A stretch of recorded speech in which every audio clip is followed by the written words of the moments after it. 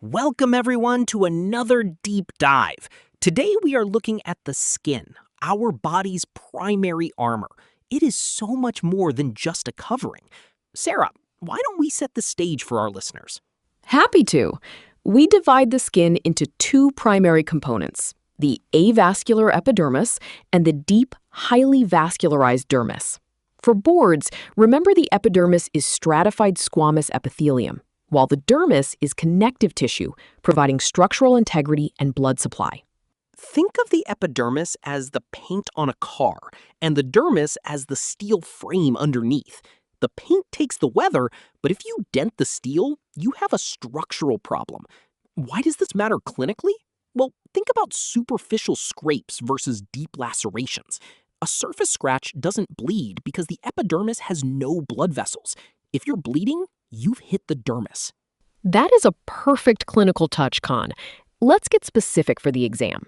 The epidermis is divided into 5 layers in thick skin, palms and soles, and 4 in thin skin. Remember the mnemonic, "Come, let's get sunburned," for corneum, lucidum, granulosum, spinosum, and basale. And note that lucidum is the one missing in thin skin, right? It's like the extra clear coat on your high friction areas.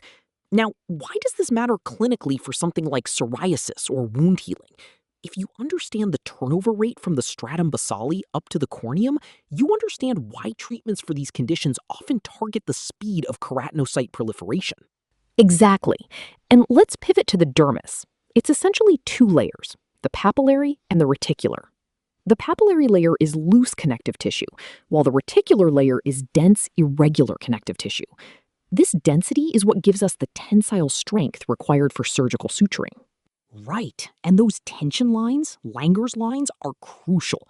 If you are a surgeon, you want to cut parallel to those lines to minimize scarring. It's all about anatomy dictating the patient's recovery.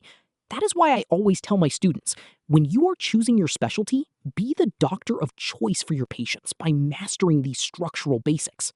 Well said. And from an exam perspective, don't confuse the dermal layers with their function.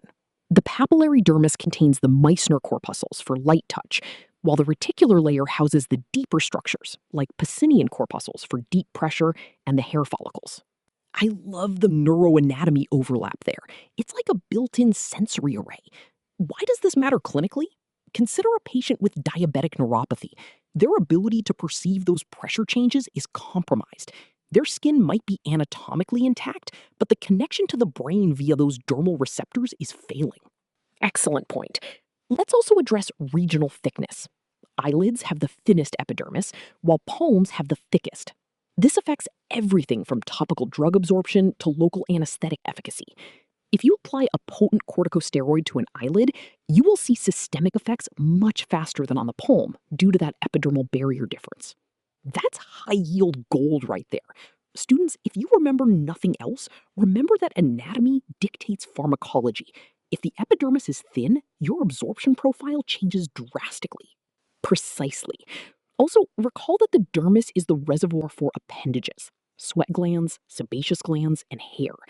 Any pathology involving these, like acne, is fundamentally a disease of the adnexal structures anchored in the dermis. It's all about the why. The skin isn't just a boring sheet of cells. It's a complex living ecosystem. It protects us, it feels for us, and it heals itself. If you understand the layers, you understand the patient's presentation. To summarize for our listeners, the epidermis is an avascular barrier with specialized layers that protect us, while the vascularized dermis provides the structural, sensory, and adnexal support necessary for survival. Master the layers, master the clinical diagnosis.